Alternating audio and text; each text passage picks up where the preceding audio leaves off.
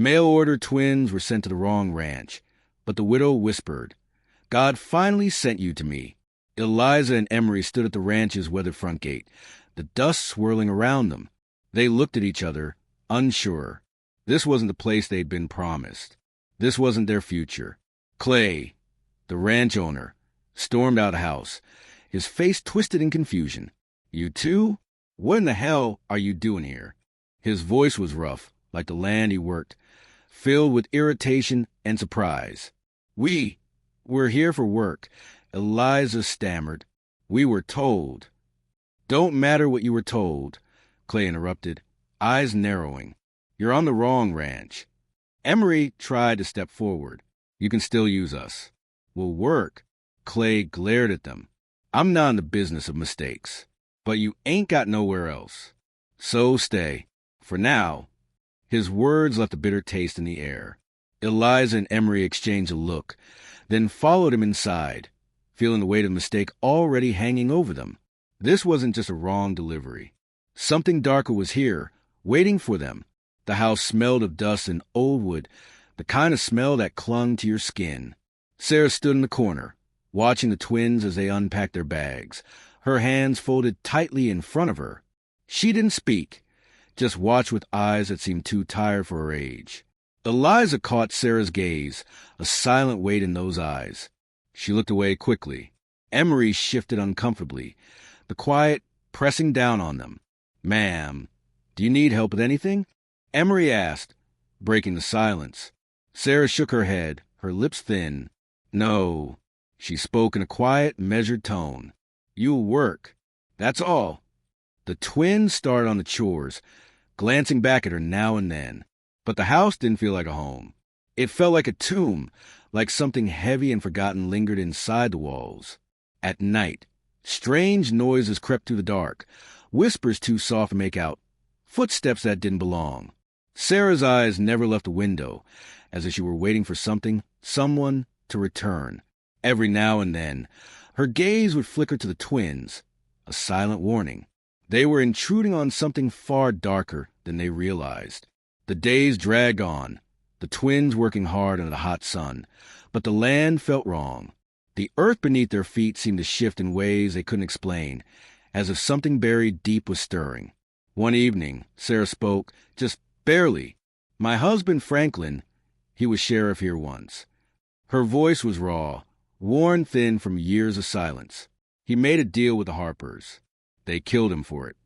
Eliza and Emery exchanged a glance.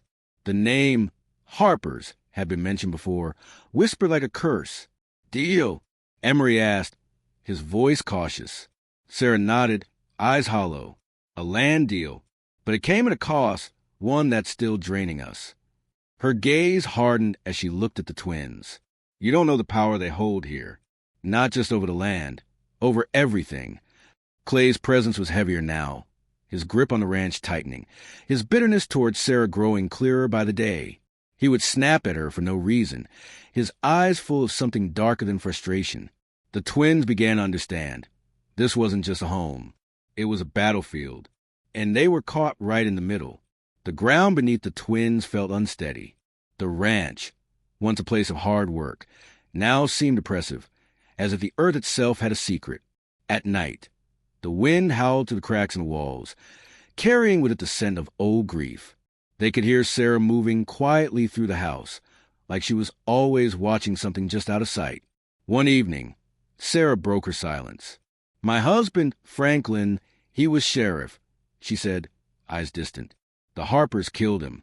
The twins stopped what they were doing, the weight of her words sinking in. "Killed him?" Eliza asked, her voice barely above a whisper. Sarah's hands trembled, but her voice remained steady. "He made a deal with them, when he couldn't take back. And now this land, it's cursed." Clay's presence became harder to ignore. He hovered more, his anger building. The twins caught him watching Sarah closely, as if waiting for her to break. The twins realized they were caught in something far deeper than a simple mistake. Sarah wasn't just a widow. She was a prisoner to something that had already claimed too much. Jesse and Emery worked side by side in the barn, the sun beating down from above, their hands slick with sweat and dirt. The air was thick, but there was a strange stillness to it. Every now and then, the wind would kick up, but it didn't feel fresh, just heavy. Emery wiped his brow and looked up at the rafters, the silence gnawing at him. He noticed something strange, something that didn't belong. A symbol, crudely carved into one of the beams. "Jesse, look at this," Emery called. Jesse walked over, squinting at the mark. It was simple, jagged, but unmistakable. A symbol of something old, something ominous. The kind of thing you'd see on a totem or an old curse. His stomach tightened. He stepped closer, running his fingers along the grooves. "What is it?" Emery asked, his voice uncertain. Before Jesse could answer, a cold shadow fell over them. Sarah stood in the doorway, her eyes already fixed on the mark. Her face paled, and she didn't say a word, just stood there, watching them, her gaze filled with a mix of fear and something deeper, something guarded. "Sarah?" Jesse asked, trying to catch her eye. "Do you know what this is?" Her lips tightened, but she didn't answer immediately. The silence between them grew thick, heavy. Finally, she spoke, her voice low, almost afraid to be heard. "The Harpers," she said quietly. "It's their mark." Jesse felt a chill run down his spine. He looked back at the symbol, the weight of her words hanging in the air. "What does it mean?" She took a step forward, her hands shaking, and placed a hand on the barn doorframe, as if she needed support just to stand there. "It means they own this land. They've owned it for years. And they use that mark to claim everything that belongs to them." Jesse's thoughts raced. The Harpers were a name he'd heard around town, but he never understood the true power they held. How it reached into every corner of the land, into every life. The curse Sarah spoke of wasn't just a story. It was real. Emery looked between Sarah and Jesse, confusion flooding his face. "But you said he died because of them. Franklin, he didn't." Sarah's eyes hardened, her grief transforming into something sharper. "He tried to fight them, and they killed him for it. They took him. They'll take anything they want." Jesse stepped back, the weight of the mark sinking in. He wasn't just dealing with a broken family. He was dealing with a force that controlled everything, that owned the land, the people, and their fates. And now, it seemed, it had claimed Sarah too. The tension in the barn was thick. Jesse couldn't shake the feeling that they were being watched, that the Harpers weren't just an enemy. They were a shadow, one that had been there long before he arrived, and one that would haunt them all, no matter how hard they fought. "We can't let them win," Emery said, his voice shaky but firm. Sarah's eyes met his, dark and full of despair. "We're already too late." The air in the house had thickened over the last few days, like it was holding its breath. Sarah, Eliza, and Emery had settled into a strange routine, but the quiet was never comforting. It was always heavy, thick with something unspoken. At night, the whispers came again, soft and distant, as if the house itself was remembering things it had long buried. One evening, Sarah gathered them around the old fireplace, her face set in a mask of resolve. She looked at the twins, her gaze steady. "I've kept quiet long enough," she said, her voice hoarse. "It's time you knew the truth." The twins exchanged a look, their hearts pounding in their chests. Sarah took a deep breath, her hands trembling as she gripped the edge of the mantel. Franklin made a deal with the Harpers, a deal that tied this land and everything on it directly to them. Emery stepped forward, confusion written on his face. "What kind of deal?" Sarah's eyes darkened, her jaw tightening. "A land deal. They promised him prosperity, money, power. But there was a cost. The curse. It started the day Franklin signed it." Jesse's stomach twisted. "A curse? The land's dying," Sarah continued, her voice barely above a whisper. "The crops wither, the animals fall sick, and the land, it won't let go." She paused, her eyes fixed on the twins. "The deal isn't just about the land. It's about control. They control us now, through this curse, through what Franklin did." The room felt colder as she spoke. The weight of her words pressed down on them all. "We're trapped," she said, almost to herself. "Trapped in something I can't escape." The twins felt it then, the chilling truth. The land wasn't just dying, it was cursed. and they were part of it now, whether they liked it or not. The days grew heavy with tension as Sarah, Eliza, and Emery prepared for the inevitable. The twins had no choice but to stand by Sarah. Her fight had become their fight. They weren't just working the land anymore. They were part of a much darker struggle, one that they had no chance of understanding until now. Sarah had been preparing for years, her every action guarded, each glance loaded with the weight of a past that could no longer be buried. The ranch wasn't just hers to defend. It was her last stand against a force that had already taken too much from her. "We'll have to face them," Sarah said one evening, her voice steady, as if she had already made peace with the outcome. She had gathered the twins in the dimly lit kitchen, her hands resting on the table. "The Harpers aren't just coming for the land. They're coming for us. And if we don't stop them, they'll keep taking." Eliza shook her head, a knot forming in her stomach. "But they're too powerful, Sarah. How can we fight them?" Sarah's eyes darkened. "We fight with everything we have. The land may be cursed, but it's ours. We can't let them take what little's left." The wind howled outside, pressing against the house like a warning. The ranch creaked, the walls groaning with age and weight. But it wasn't just the house that was shifting. It was Sarah, her resolve hardening into something fierce and unrelenting. Emery leaned forward, his voice quiet but certain. "We won't back down. We'll stand with you." Sarah looked at him, her eyes filled with something close to gratitude, but also something much darker.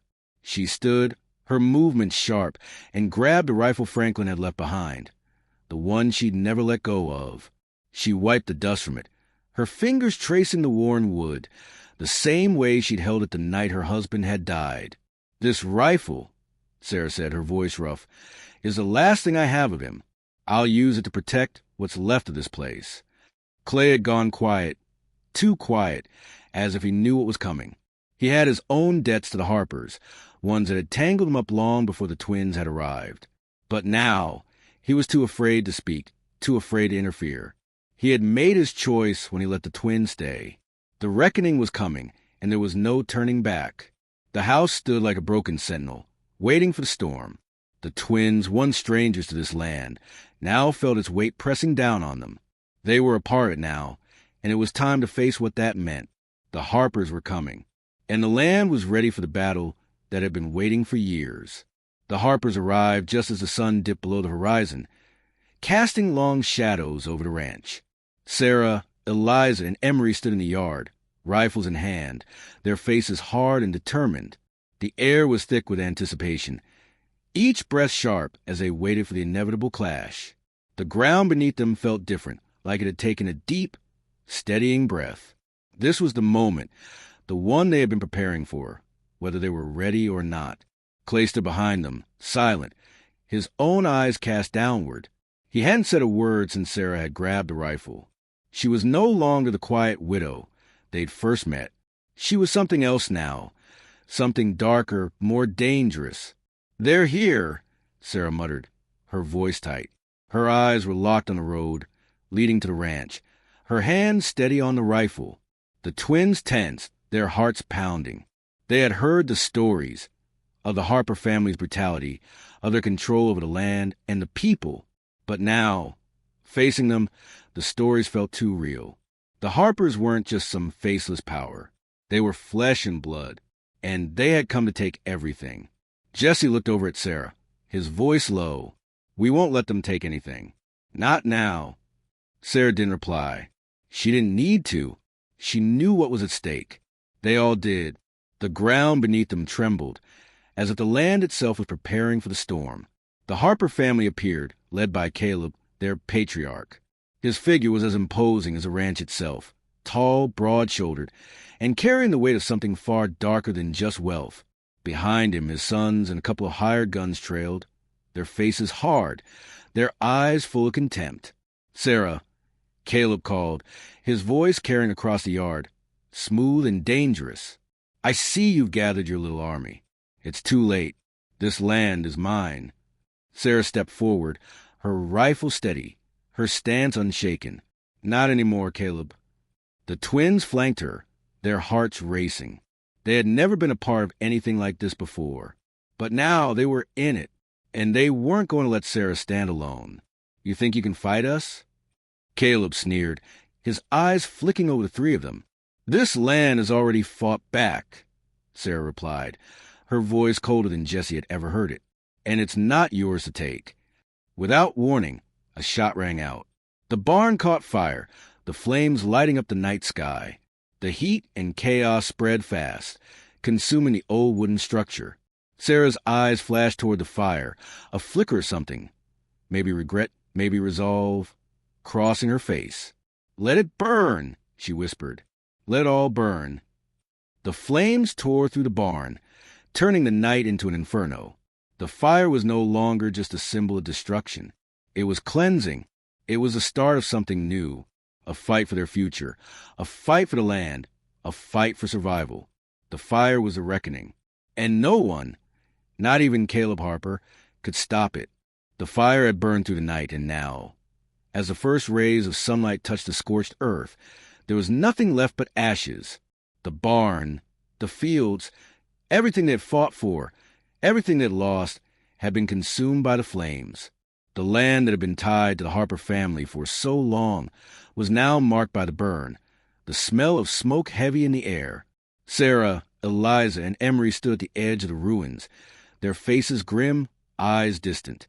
The heat of the fire still clung to the ground beneath them, but the wind was picking up, pushing the remnants of the blaze away, as if the earth was slowly exhaling.